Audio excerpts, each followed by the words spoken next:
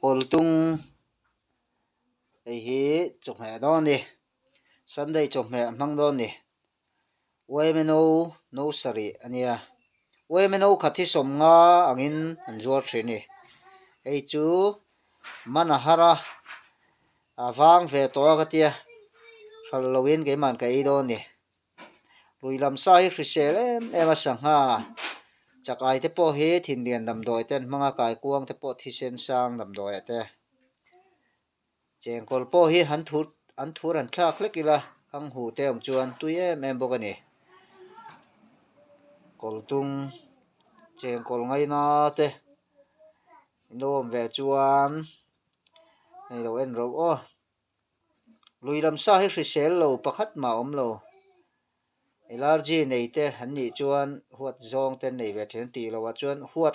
hi luilam sa hen nei lo ni